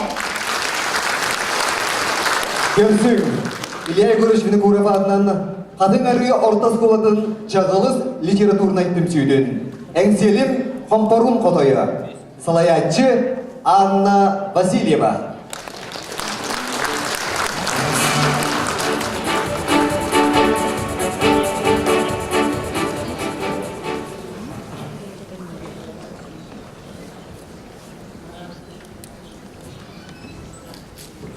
Күнігін сау бұян, жыл қонық сұмыл бар, бірден бір сеттіген, үйнәллер түгеннер, сорақтар бүгеллер, сүтеллер, ұмнуға қаваллар, сорақтар, жаннара дөйгер, қатанан қаваллар. Нам сирен борғар, айылған өскәбет, жаннара жылғадын, чәп-чәді сатабыт, беллилік политик, bir bödenге edil, Avar budağın sırdadı düğün. Süpsüktək, türbünək, süller küs sürbesülebit. Basta kızıllara, batara kanna çıtbaydardığın kapsar. Bağıskan bağvardaq, balkırdaq kemlere. Budan bulur kısıllardan, öbügeler büdügesterinden. Kençeri çattarda, bıdık kere sirderi. Tastın tintan karıstan, taharaqsıtan, xanarıtan, kuhağanından süraqtan, aranatçılığlara ebide ühü. Ol kurduk sürağar bıd, kuhağan el nehiliyeger, oyağız canarıga, mülükürepter tölbeleriger. Kıhını kıstık balağına, tohsunyu tohuttar tımnıydıgar. Kömülü küdepçilene almayıydıgar, südüçüyle Cögössağa. Küye hokkadı günüyen, terele oteren, yürü kötü kötellenen, ılcağızkandan sürahtanen. İya ağataptağının elinen, borbuyun kötağın, hamar süyler boğalan, sürahtarın çöpçuda, duhaların tuppuda. Oğluğu kırdıttın erelen, tulayak boğulu ereğin bilbide. Ataqstıgın südürüğüne süren, sersimedin ingerin bide. Tebestigin yaqstılcan, gün sıycayıgar busputa. Jarda kodunun beriyen, kamna çıt berdi bol buta. Oğulsaz gündüdün bilbekke, sihnede sitbide. Baydartan araqsar sanada, cüge bir seri garip bide. Kördüm cikti hallağını, orayı keten iyi sanatım. Sedreğinin külümnür, kotisir surumnur keretin. Tidime, muara artıgar, muasta harı uladıgar, bayanaydarım, darabalarım, meyağa jolla toz koyum. Daydı kehide, kördü satama, bulon soğuğa, muastan jolu, Күнді түүләқ, балық дағаны, сырылақ сылбан мәлеке. Бұлым күрдік әбі қатуңға, күліт күрдік әрленнім. Барда албын, сымыя. О, дойды бар сырыттырбын. Соқ, маннық сол жасаған мат. Кем баттанар, кем бардамны. Кемені кірджігі, кемені сымияны. Үріңі қараны бағарар, өрахан. Алығы, адынны бұлардықта, бірні күл түмсүннен олырыққа, сәбет бұлағын олық тоққа, тәләйен жол көрдір табылы бар. Өлелән, туғалағы айыққа, төннөбін тәрәбет наммар, сұрдық бағаларбын толарық. Өкмөмірдәғі революция әргөйдәвет кемігер, гражданскай сәрі сытырхайбыт жылларығар. Олығы, кескелләк санады киіп біте, сайдам сана сағаламыта. Нұрутын тұғығар, тұрулаған тұрымыта, сератын менен сәрилес біте. Себескей бұлағы олықтас бұта. Үз сәрі үлгірін біл біте. Сиден хотон дойдыны салайап, доғанастақ бол бұта. Сатабыллақтық салай бұта, кескелләқтік кирсі біте. Дойды айын тұғыны тұсколан табыл бұта. Намға тракторный станцияға ылжа директордан үлелер. Бұрдығы ғыдадары яқтақ, ұнақ сылғы әлбияқтақ. Доробия Хрыстабының наркомынан Илья Егорович ананар. Сәллеге ұтарық сұғыну народ жолатынан білдерер. Тұрқомыны соғымыру, сүрін үленан ағылар. Соғыруттан врач дөлейер, олықтақ кадры үйередер. Сәллік, тұрқомы мелиер. Ылжа үләтетілдер, бар жон мақталын ылар. Промышленнығы сайынлары науканан сетереллияқтақ. Акаладников академигынан экспедицияны салайттарар. Аңардас ылжа күттілақ ағылынналар арас институттар. Үрдік верақ қығада үйні сайды мәктеді.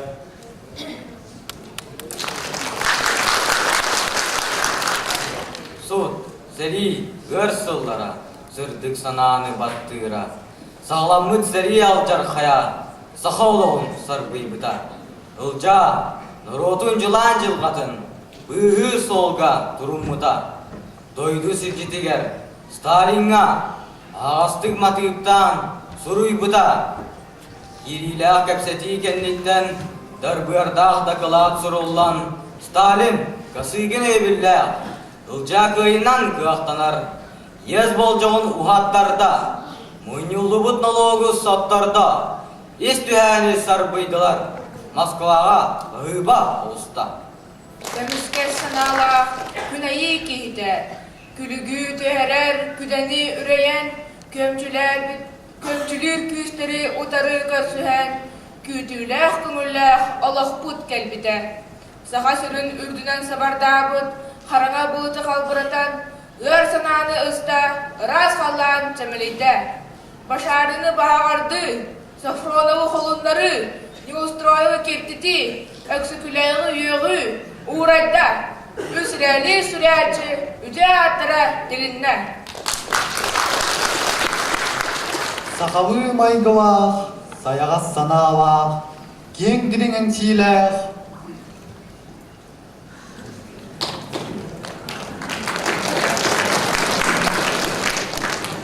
Салқын көтчәкчіге күнатын тирінен, кенкініп кен қалған қатайы болаңын, сақабыт дойдытын кәрие күтағын, сайды кен артығын астына тұрағын. Аспыт кәміт өтін, мәкітін кәпсейгін, кәлер кәм тұғынан сәхерген ағын. Көліні үтчаққар, кәрескін әтағын, ұрайттан ұрақтан ағарда ұйтағын. Әңсиелім қачыта, кен тұтын, волгынан, қытойдыр бәрттерін көтіп бір жолгынан. Кенағаздағаны кәпсәлге күтті ар, әр қорсын санала үтекен жоңынан. Ақабыт қойдығын үрдінен жол сорғы күстуға аларар. Ол күстук оғырда сырдығар, ұлжа ән олығын арылар. Суткуран сәриті барыта, әппідін қамытын күрдара. Ұлжа чың саңады дуараян, ölütten sütütten bıhıra. Tuz kotu barıcınımın hakkın, cükebi suhuma deheller. Töröbit beskebit barıcınım, eyigin kent tutta ahtallar. Çeyere doğuttor tuğyoğun, ekselim komporun koduyu. Görücüga kılbayan taksımıt, her berdin sahabıt zarını.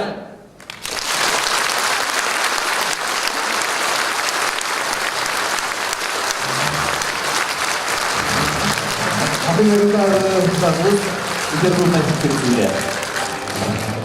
Sığınalı körsün, topun Ercan ansambılın. Afanasy Ivanov'tıla onunla melodiyata.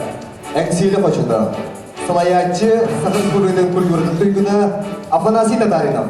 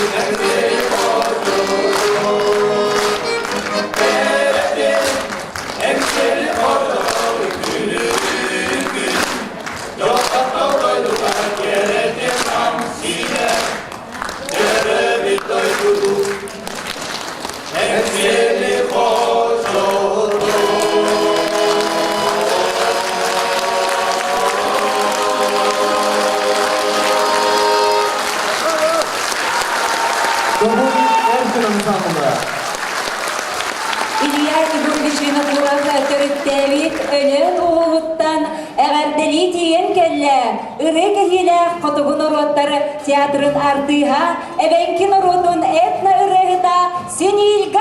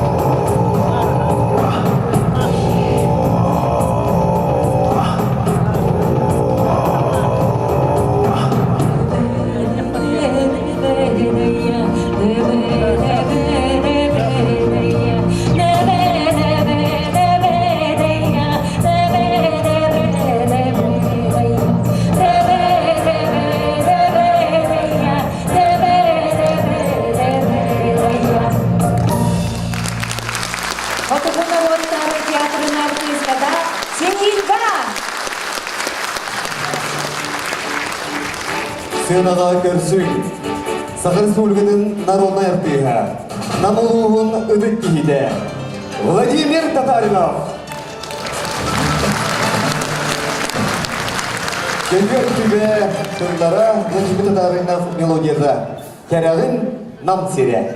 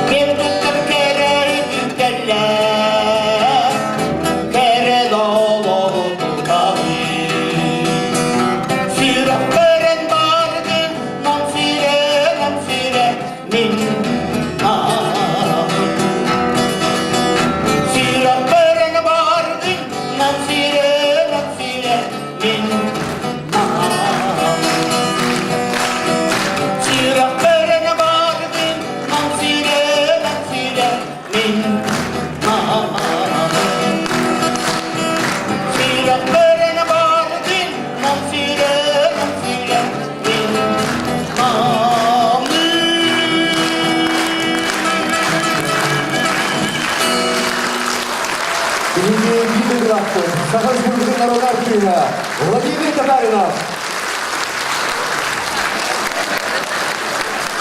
Көрсін жүйгелер народный вокальный ансамбль Салаячы СССР культуратын тойгуна Саха Республикатын культуратын үтелі олегінде Елена Кутукова. Олықтақ автордары Прасковья Винокурова Тылыгар, Татьяна Кириллина Матыбыгар, Үңкүйін Кубалар.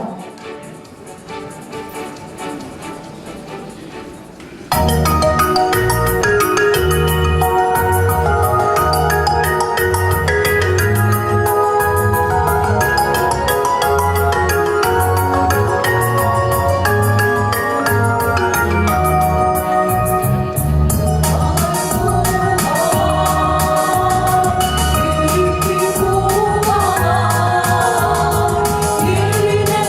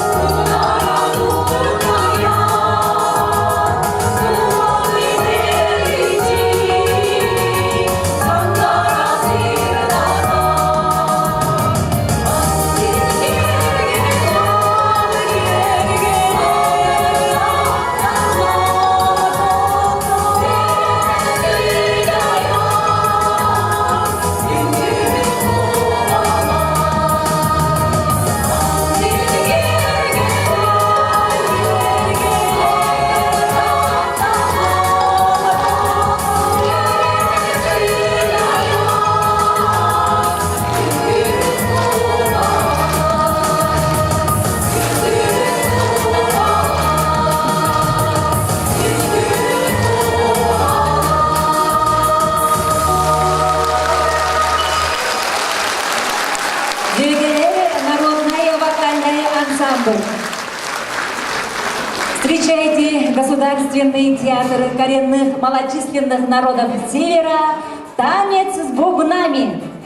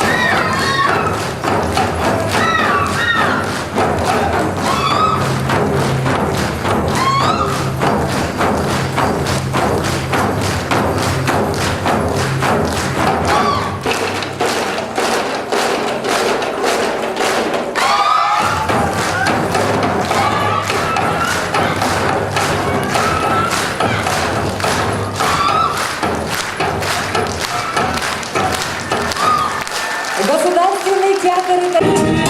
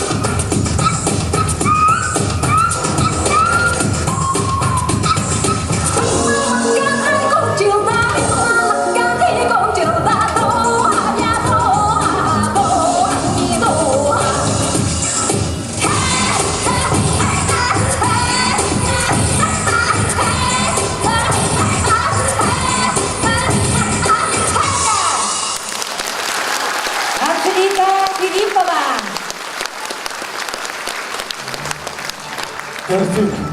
Адың агенелегиттен Дорай вокальный ансамбл. Салаячы Саха Республикатын культурный тойгуна Саргылана Пономарева. Юрий Потапов Саргынтылыгар, Андрей Замятин Мелодитыгар. Төрөбүтэ Ылжаво.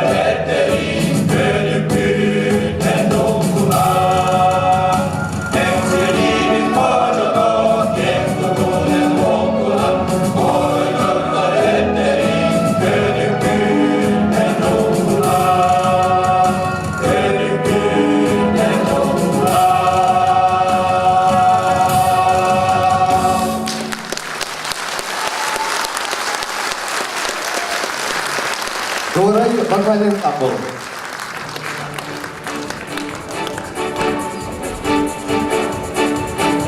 Сценаға Александр Николаевич Акаемов адынан Мичер Россия образцовай коллектива Үңгі народный ансамбль әдір кітчадын бөлігі Салаятчы Саха Республикатын үйрәғылетін тойгуна Татьяна Филиппова Александр Акаемов тұрорудығар Сардана үңгі.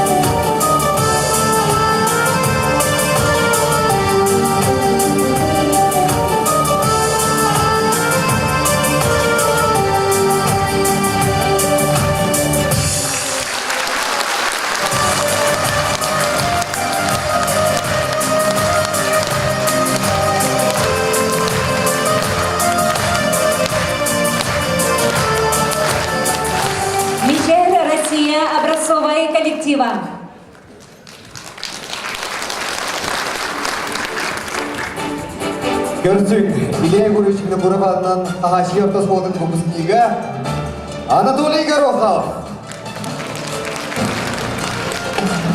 Николай Томский Долларгар, Иван Томский Мелодизгар. Хонона Хуи Хоноho.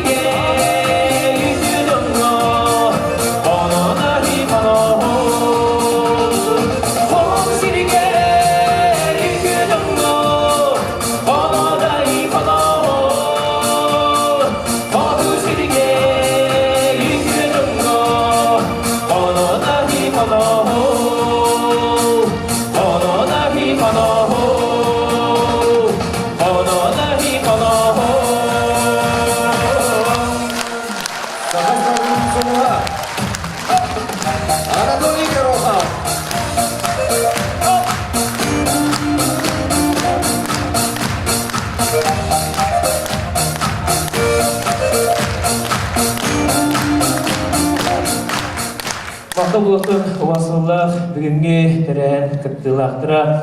Бұқаларыңды бейгі кеға ұруй айқал болуқтың, ұсияны лұғыттан, онына қашын әлеген ұлықтақтырын аттырыттан, екі істің ағаты ұлықтың бұқаларыңды.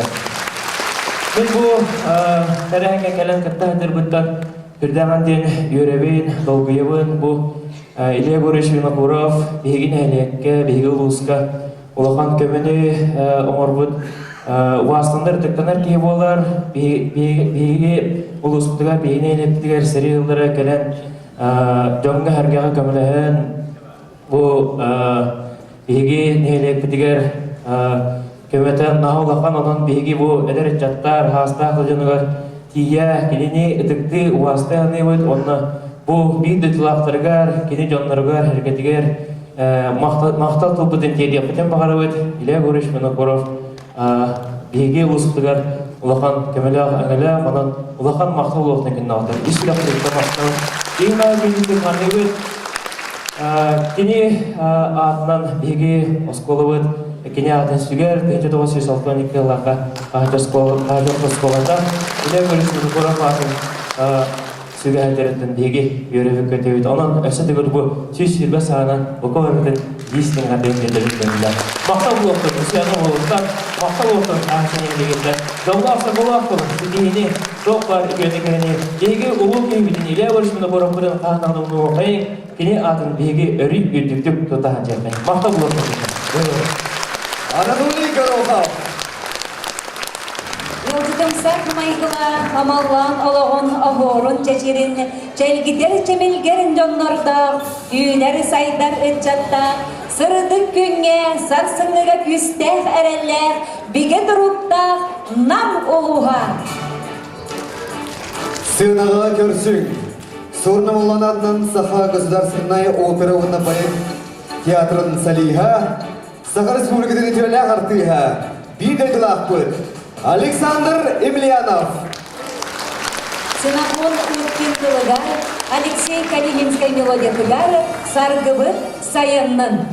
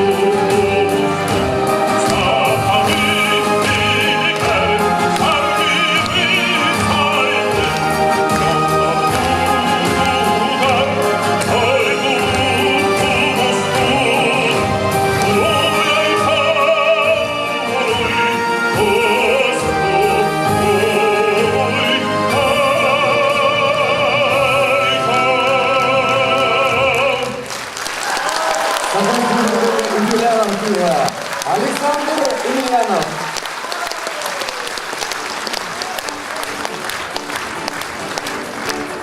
Doksanı kıstığının görsünü Dmitriy Ikonovich Сивцев Сорнамоллан атынан Саха государственной опера балет театрын солисткатын бир дойдулақыт Анегина Дьяконова, Юрий Потапов Саркын Тылыгар, Андрей Замятин мелодията, кыз кере нам сире.